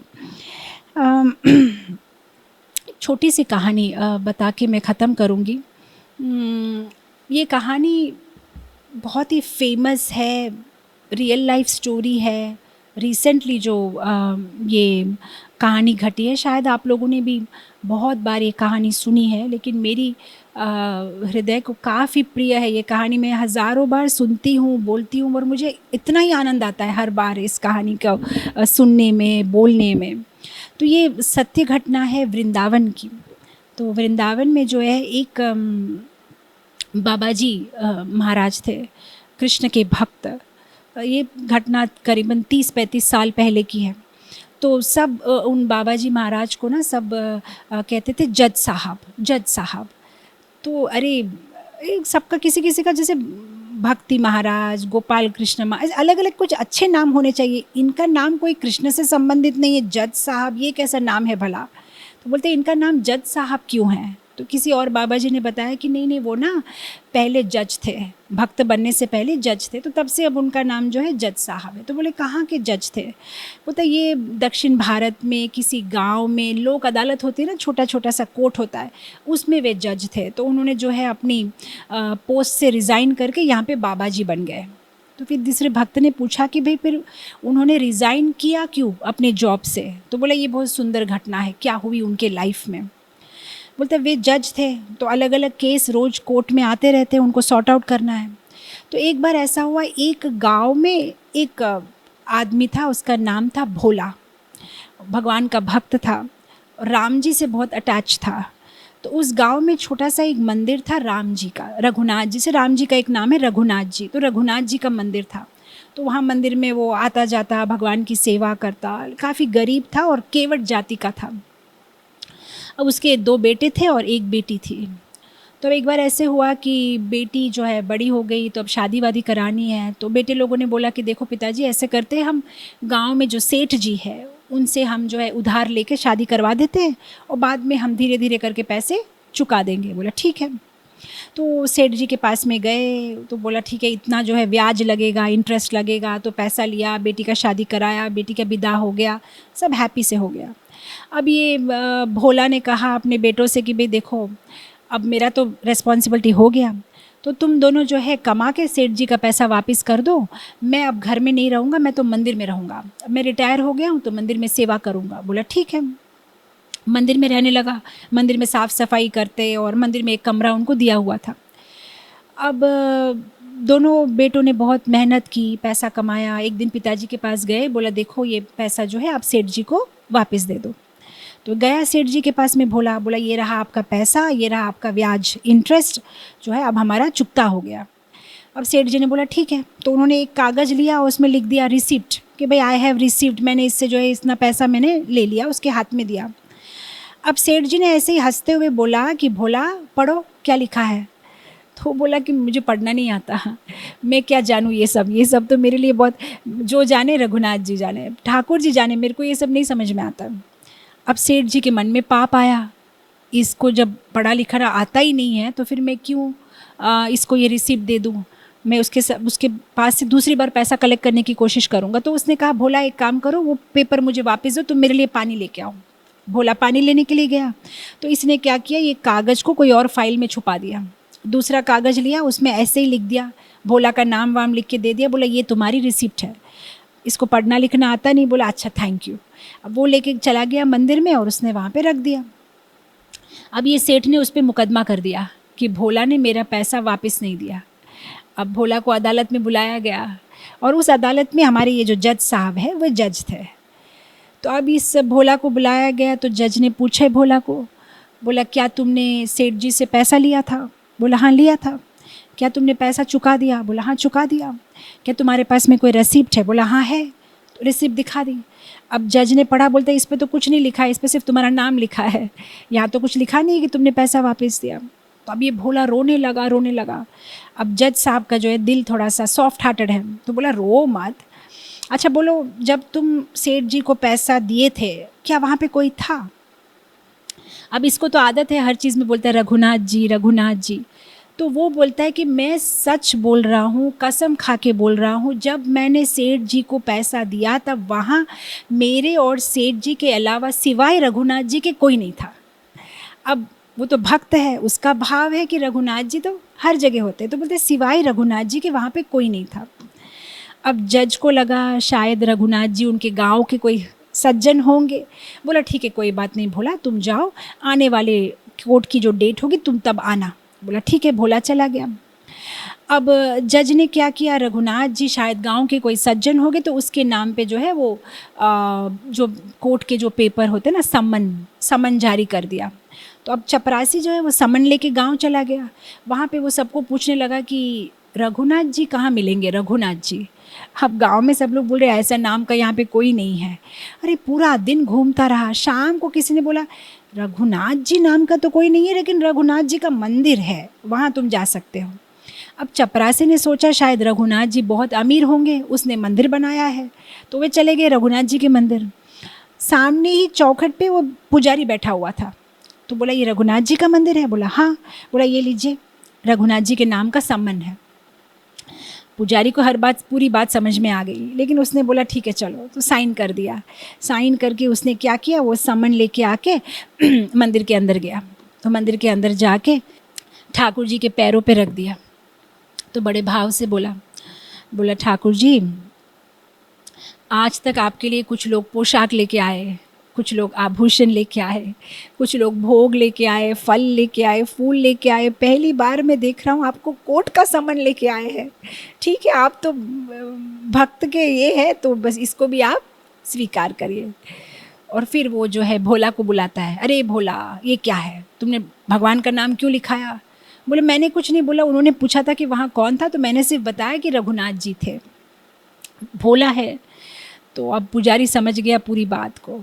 तो फिर वो जो है भोला और पुजारी दोनों मिलके ठाकुर जी से प्रार्थना करते हैं कि आप जो है भोला की रक्षा करिए। तो अब भोला जो है भगवान की बड़ी तीव्रता से जो है प्रार्थना करता है, बोलता है हरि बिन संकट कौन निवारे। इस दुनिया में भगवान के सिवाय कौन हमारा संकट जो है बचा सकता है। और फिर भोला ठाकुर जी से बोलता है, बोला देखो अगर तुम मेरी मदद नहीं करोगे ना तो लोग हंसेंगे, मुझ पे नहीं हंसेंगे, तुम पे हंसेंगे, बोलेंगे ये क्या, इतने भगवान की इतनी भक्ति करने के बावजूद भी अगर भगवान भक्त को नहीं बचाते तो ये कैसे भगवान है। तो मेरी हंसी नहीं उड़ेगी, तुम्हारी हंसी उड़ेगी, तुम्हारी हंसी तुम्हें बचानी है तो मेरी मदद ज़रूर करना। और फिर कोर्ट की डेट पास में आ गई तो पुजारी ने भोला को बोला कि तुम निकलो, तो मैं जो है ठाकुर जी को प्रार्थना करता हूँ, देखते हैं क्या होता है। तो फिर भोला निकल गया। दूसरे दिन जो है कोर्ट की डेट है, तो उस दिन सुबह जो है पुजारी जल्दी उठ जाते हैं, भगवान को भी जल्दी उठा के नहला धुला के, क्योंकि कोर्ट जाना है भगवान को, तो नए नए कपड़े पहनाता है, जल्दी जल्दी से नाश्ता खिलाता है। फिर ठाकुर जी को बोलता है कि देखो तुम्हें ये कपड़े पसंद नहीं है, कुछ और पहनना चाहते हो तो कुछ और पहनना, लेकिन जाना ज़रूर, तुम जाना ज़रूर, उसका कोई नहीं है आपके सिवाय, उसका कोई नहीं है ठाकुर जी, उसको धोखा मत दीजिएगा, ज़रूर उसकी रक्षा करिए। तो ऐसा कहते हुए पुजारी रो रहा है। अब यहाँ पे जो है कोर्ट में भोला पहुँच गया, विटनेस बॉक्स में वो खड़ा हुआ है। तो अब जज साहब पूछ रहे हैं कि भोला रघुनाथ जी आए हैं, कहाँ है रघुनाथ जी? तो भोला कहते हैं रघुनाथ जी तो सब जगह होते हैं, तो यहीं कहीं होंगे, वो तो हर जगह होता है। तो अच्छा उसका मतलब रघुनाथ जी आ गए शायद। तो चपरासी को बोलते बुलाओ, डाक लगाओ। चपरासी शुरू करता है, रघुनाथ जी हाजिर हो, रघुनाथ जी हाजिर हो। जब तीसरी बार बोलता है रघुनाथ जी हाजिर हो, तो ठाकुर जी वहाँ आ जाते हैं। एक बूढ़े वृद्ध इंसान वृद्ध के रूप में आते हैं, एकदम कमर जो है थोड़ी सी बेंड हुई, और एकदम हाथ करते हैं कि मैं ही हूँ, आ रहा हूँ। और फिर धीरे धीरे चलते हुए विटनेस बॉक्स पे आ जाते हैं और विटनेस बॉक्स पे खड़े हो जाते हैं। तो फिर जज साहब उनको पूछते हैं, बोलते आप रघुनाथ जी हैं? बोला हाँ। बोला आप वहाँ पे थे जब इन्होंने सेठ जी को पैसा वापस दिया? बोला हाँ। क्या इन्होंने कोई रिसिप्ट दी थी? बोला हाँ दी थी। कहाँ है रिसिप्ट? तो ठाकुर जी बोलते हैं कि इस सेठ जी को यहीं बिठा के रखो और आपके लोगों को भेजो। दीवार के पास लगी हुई 3 अलमारी है, तीनों अलमारी के बीच वाली जो अलमारी है उसके दूसरे नीचे के शेल्फ में फाइल नंबर जो 32 है उसके बीच में लाल कलर के एनवलप में रिसिप्ट रखी हुई है। वो तो अंतर्यामी है। तो अब सेठ जी को यहीं पकड़ के रखते हैं और वो लोग जाते हैं वहाँ पे, कोर्ट के सारे लोग, और सब चेक करते हैं तो रिसिप्ट मिल जाती है। अब रिसिप्ट जब लेके आ जाते तब तक हमारे ठाकुर जी तो गुल गायब हो गए। अब पूरा सॉर्ट आउट हो जाता है और जो है ये केस जीत जाता है। लेकिन ये जज को कुछ अजीब सा लगता है। तो सब केस सॉर्ट आउट होने के बाद में ना ये भोला को कमरे में बुलाता है, बोलता है कि भोला ये रघुनाथ जी कौन है, कहाँ रहते हैं? बोला ये वही रहते जहाँ मैं रहता हूँ। बोला अच्छा तुम कहाँ रहते हो? बोला मैं वहीं रहता हूँ जहाँ वो रहते हैं। अच्छा ठीक है, तुम दोनों कहाँ रहते हो? बोला वहीं रहते हैं, मंदिर में रहते हैं। अच्छा तो ये मंदिर किन का है? मंदिर उनका ही है जो आए थे। नहीं वो तो इतने अमीर नहीं लग रहे थे, उन्होंने इतना बड़ा मंदिर बनाया। नहीं मंदिर बनाया नहीं, मंदिर तो किसी और ने बनाया, वो तो मंदिर के अंदर रहते हैं। पर मंदिर के अंदर वो क्या करते हैं? नहीं उनकी तो पूजा होती है ना। तुम क्या बोल रहे हो, समझ में नहीं आ रहा है, वो कौन थे जो आए थे? तब ये भोला बोलते देखिए आपको समझाना थोड़ा मुश्किल है क्योंकि आप पढ़े लिखे हैं ना, पढ़े लिखे लोग को नहीं समझा सकते भक्ति के बारे में। तो जज को समझ में नहीं आता है, थोड़ा और विस्तार से जब वो समझाता है तब वो, अच्छा तो ये तुम कह रहे हो कि रघुनाथ जी खुद आए थे? बोला हाँ रघुनाथ जी खुद आए थे, आप मानेंगे तो मानिए नहीं तो नहीं। उसके बाद जो है जज क्या करता है, वहाँ पे कुछ लोगों को भेजता है गांव में फाइंड आउट करने के लिए कि ये सच बोल रहा है कि नहीं। और जब ये जज को पता चलता है कि ये बात सच है तो वो रोने लगता है, छोटे बच्चे जैसे रोने लगता है। तो उसके जो वर्कर्स हैं बोलते सर आप रो क्यों रहे हो? बोलते मैं इसलिए रो रहा हूँ कि ठाकुर जी जब खुद गवाह बन के आए थे तो मैं बड़ा जज बन के एकदम कुर्सी पे बैठा हुआ था और वो जगदीश जगन्नाथ जगत के तारनहार विटनेस बॉक्स में गवाह बन के मुझे मना रहे हैं, समझाने की कोशिश कर रहे हैं, तो मुझे शर्म आ रही है। तो अब जब मैं उनके कोर्ट में जाऊंगा, उनकी अदालत में जाऊंगा मरने के बाद, तो मैं उसे कैसे मुंह दिखाऊंगा? मैं इसीलिए रो रहा हूँ। तो फिर वो सोचते कि अब मुझे जो है ये जज की नौकरी करनी नहीं है। तो फिर वो जो है इस्तीफ़ा दे देते हैं, वो रिज़ाइन कर देते हैं और वृंदावन चले जाते हैं और वहाँ पे जो है बाबा जी बन जाते हैं और भगवान की भक्ति करते हैं। लेकिन फिर भी मरते दम तक भी कभी मंदिर के अंदर नहीं गए हैं। सब बोलते थे बाबा जी मंदिर में क्यों नहीं जाते? बोलते मैं मुंह दिखाने लायक नहीं हूँ ठाकुर जी को, मैं उनको मुंह नहीं दिखा सकता। तो वो क्या करते थे, मंदिर के बाहर में जो मट्टी है वो अपने सिर में धरते थे। और ऐसा कहा गया है कि वो बैठते नहीं थे, जितना हो सके खड़े रहते थे। सब बोलते थे आप बैठते क्यों नहीं? बोलते नहीं मुझे शर्म आती है। मैं बैठा हुआ था, ठाकुर जी खड़े थे, मैं बैठा हुआ था, बस मैं उसी को याद करके जो है मैं शर्मा जाता हूँ कि मैंने ऐसे कैसे किया। तो अगर आप देखो ऐसी कितनी सुंदर सुंदर कहानियाँ हैं भक्तों के जीवन में, उनके स्वानुभव है कि जो भगवान की शरणागति लेता है भगवान उनकी रक्षा करते हैं। ये भगवान का एक गुण है। तो हमें भी हर सिचुएशन में ऐसा नहीं कि बोला गया है ना, दुख में सुमिरन सब करे, सुख में करे न कोई, जो सुख में सुमिरन करे दुख काहे को होए। तो ऐसा नहीं कि भगवान को सिर्फ दुख में याद करना है, सुख में दुख में हमें भगवान की शरणागति लेनी है। बम्बई में मेरी मासी की बेटी रहती है, बहुत सुंदर गाती है और बहुत सुंदर गिटार भी बजाती है। जब हम छोटे थे ना तो वो क्या करती थी, उसकी एक बहुत यूनिक स्टाइल है। जितनी भी सिनेमा, हिंदी मूवीज़ के सिनेमा के गाने होते थे ना, वे वो गानों को कृष्णमय बना देगी। हर चीज़ में कृष्ण को आगे पीछे ऐड कर देती और फिर उस गाने को बजाती और हम सारे मिल के गुनगुनाते। तो बहुत सारे ऐसे सुंदर सुंदर गाने हैं। तो मैं एक गाना आपसे शेयर करना चाहूँगी जो इस शरणागति पालक के साथ में काफ़ी मैच करता है। ये कोई वैष्णव भजन नहीं है, गाना तो सिनेमा का है, लेकिन इसके भाव, अगर आप भगवान को याद करके इसको गाए तो इसके भाव बहुत सुंदर है। तो ये गाना ऐसा है, ये भक्त भगवान को बोल रहा है, ठाकुर जी से बोल रहा है, बोल रहे हैं, जब कोई बात बिगड़ जाए, जब कोई मुश्किल पड़ जाए, तुम देना साथ मेरा ओ कृष्णा। जब कोई बात बिगड़ जाए, जब कोई मुश्किल पड़ जाए, तुम देना साथ मेरा ओ कृष्णा। न कोई है न कोई था जिंदगी में तुम्हारे सिवा, तुम देना साथ मेरा ओ कृष्णा। न कोई है न कोई था जिंदगी में तुम्हारे सिवा, तुम देना साथ मेरा ओ कृष्णा। मुझे काफ़ी पसंद है ये गाना, बहुत सुंदर है इसके भाव कि कृष्ण तुम्हारे बिना इस दुनिया में मेरा कोई नहीं है, न पहले कोई था न आगे मेरा कोई होगा, तुम ही हो, सिर्फ तुम्हें मेरा साथ देना है। तो जब मेरे जीवन में कुछ ऐसा घट जाए, जब कोई बात बन जाए, कुछ बिगड़ जाए, तुम देना साथ मेरा, तुम मेरा हाथ मत छोड़ना। तो कृष्ण तो हमारा हाथ नहीं छोड़ते हैं, एक्चुअली हम ही उनका हाथ छोड़ देते हैं।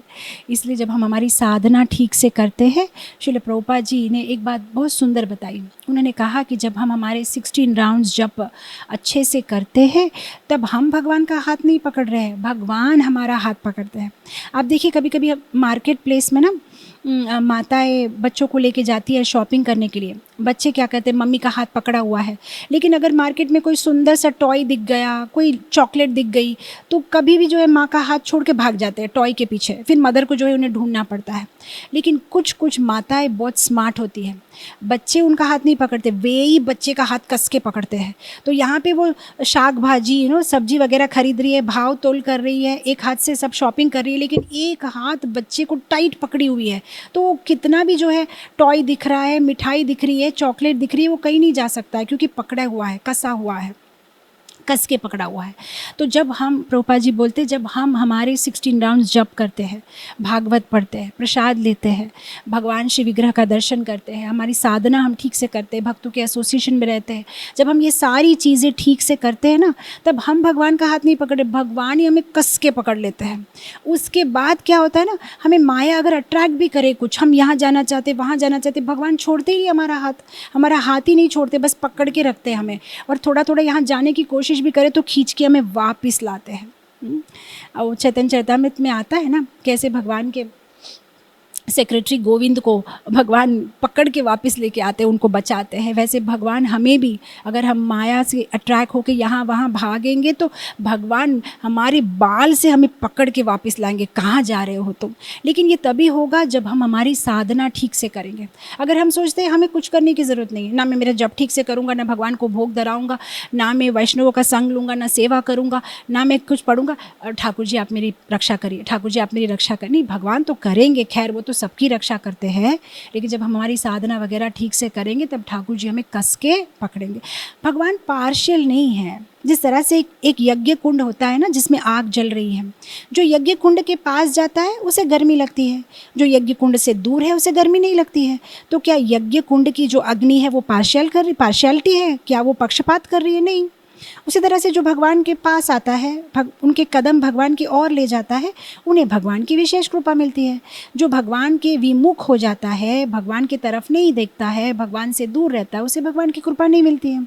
भगवान कोई पक्षपात नहीं करते, वे तो कृपा सतत सबको देना चाहते हैं। बस ये हम पे है, हम पास आते हैं कृपा मिल जाती है, हम दूर जाते हैं कृपा नहीं मिलती है। तो बस ये बात है। तो आज का टेक होम लेसन है कि हमें भगवान की शरणागति लेनी है, हमारी साधना हमें ठीक से करनी है, सो दैट भगवान हमारा हाथ कस के पकड़े और हमें माया से बचाए। तो आज हमने काफ़ी सारे गुण कंप्लीट किए हैं, हम आज यही ख़त्म करेंगे और बाकी जितने भी गुण हो सके हम कल कंप्लीट करने की कोशिश करेंगे। Thank you so much devotees. आज यहीं ख़त्म करेंगे। श्री कृष्ण चंद्र भगवान की जय, श्रील प्रभुपाद की जय। हरे कृष्णा। सब कृष्णा कृष्णा कृष्णा लगे, सब कृष्णा कृष्णा